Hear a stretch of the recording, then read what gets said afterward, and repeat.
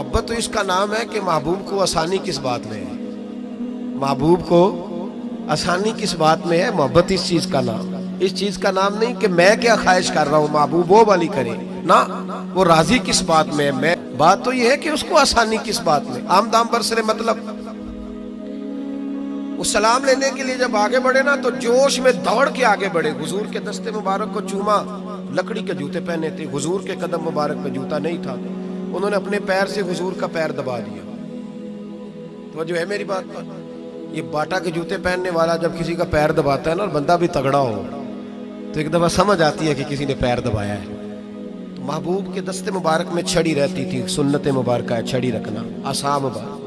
जब उस याबी ने पैर दबाया ना तो नबी पाक, अब वो छोड़ भी नहीं रहे, देर हो गई, पैर पे पैर रख के खड़े, तो तकलीफ महसूस की। सरकार ने तो छड़ी पेट में चुभई, फरमाया यार मेरा पैर तो छोड़ दे।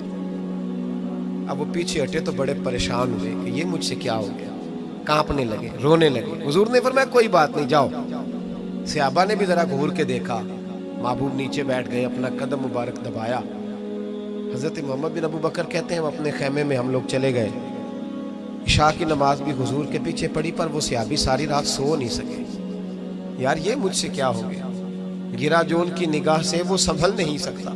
मैंने हुजूर को तकलीफ दी, महबूब को तकलीफ दी। कहते वो तड़पने लगे, रोने लगे, ये मुझ सारी रात। मैं तसल्ली देता कि यार वो कोई ऐसी वैसी बात नहीं, अल्लाह ने हमारे महबूब को रहमत लिल आलमीन बनाया और हुजूर जानते हैं कि तूने जानबूझ के ऐसा नहीं किया। लेकिन वो अंदर का जो है ना वो माहौल, वो उनको सोने नहीं देता। कहते हैं सहरी का वक्त हुआ तहज्जुद का, सैयदना बिलाल हबशी आए, खेमे के बाहर खड़े हो, कहने लगे बंदा किधर है जिसने कल मगरिब के वक्त हुजूर का पैर दबाया, किधर है? कहते अब तो वो और डरे और कहने लगे लगता है मेरी मुजम्मत में कुरान आ गया।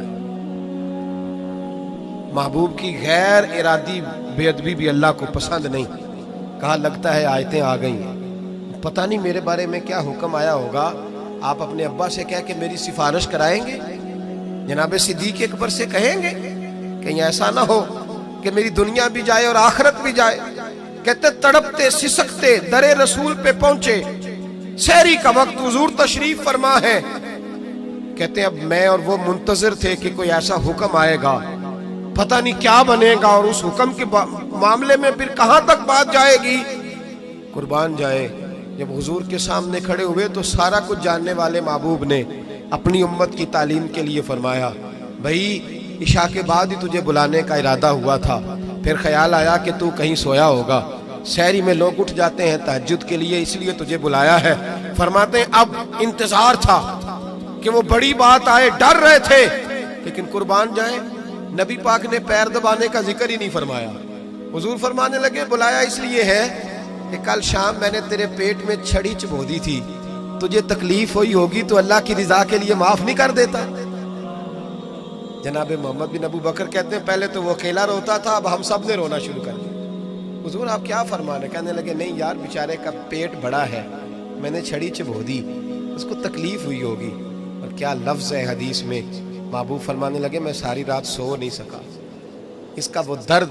ओ भाई तू अपने अब्बा को सख्त बात कह के आके बेड पे आराम से सो जाता है, तू अपनी अम्मा को सख्त जुमला कह के वो तड़पती रहती है, उसे वो सारी रातें याद आती हैं उसने बेटे के लिए बेदार रह के गुजारी होती। तो एक फिक्रा कह के तू सोचता ही नहीं, कहने वाले तो कह ही देते हैं, ये सुनने वाले हैं जो कमाल करते हैं, तूने ख्याल ही नहीं किया। महबूब फरमाने लगे सो नहीं पाया, चल अल्लाह की रिजा के लिए माफ कर दे। तो कहने लगे हुजूर वो तो मैंने पैर दबाया था इसलिए आपने मुझे छड़ी चुभोई, आप क्या कह रहे हैं? तो महबूब फरमा देखे वजाहत देखे, महबूब फरमाने लगे तूने तो अन देखे पैर दबाया था, मैं तो देख रहा था, मुझे नहीं छड़ी चुभोनी चाहिए थी, चल तू क्या मैंने माफ किया। तो अर्ज करने लगे हुजूर जिस तरह आप राजी है मैं भी उसी तरह ही राजी हूँ। महबूब फरमाने लगे तू तो राजी है पर मैं नहीं अभी राजी। हुजूर आप कैसे राजी होते हैं? फरमाया जी 80 ऊंट मेरे हिस्से में आए हैं, अगर तू सारे तोहफे में कबूल करे तो मैं राजी हो जाऊंगा, तोहफे में रख ले सारे। कौन देता है देने को, फाजिल बरेलवी का अंदाज में जरा देखिए, कौन देता है देने को, इसका पंजाबी तर्जुमा है कि कौन देता है, देना वास्ते जिगरा चाहिए, कौन देता है देने को, मुंह चाहिए, देने वाला है सच्चा और फिर कहते हैं मांगेंगे मांगे जाएंगे और मुंह मांगी पाएंगे। हम मांगेंगे मांगे जाएंगे और मुंह, यानी जो मांगेंगे ना मुंह मांगी मिलेगी हुजूर के दरवाजे से। मांगेंगे मांगे जाएंगे, मुंह मांगी पाएंगे। सरकार में ना ला है ना हाजत अगर की है। तो हुजूर ने फरमाया 80 ऊंट रख ले, मैं राजी हो जाऊंगा। कहते हैं जब हुजूर ने कहा राजी तब होगा, शर्त लगाई तो 80 ऊंट वसूल किए उन्होंने। कहते हैं वापस खैमे में आ रहे थे तो मैं उसको देख के मुस्कुरा रहा था। मैंने कहा अपने नसीबों पे नाज कर, अल्लाह ने कैसा रसूल अता फरमाया। पैर भी तूने दबाया है, माजरत भी बज़ाहर महबूब अलैहिस्सलाम ने की है, और 80 ऊंट भी तुझे तोहफे में मिल गए। ये रंग अगर मिलता है तो मोहम्मद अरबी के दरवाजे से मिलता है। तो मेरे नबी करीम, अल्लाह आपको जज़ा।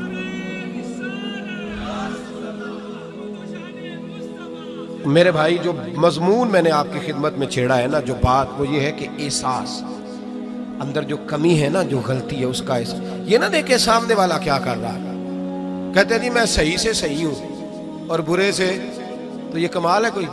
सही से तो सारे सही होते हैं, अच्छे से तो कहते जी बंदा अच्छा है ना। एक बंदा मुझे कहने लगा जी मुझसे गलत बात नहीं बर्दाश्त होती। तो मैंने कहा सही बात बर्दाश्त करने की जरूरत भी नहीं होती, इसलिए कि वो बात ही सही होती है। मुझसे गलत बात बर्दाश्त, तो फिर मसलन बर्दाश्त फिर क्या होता है?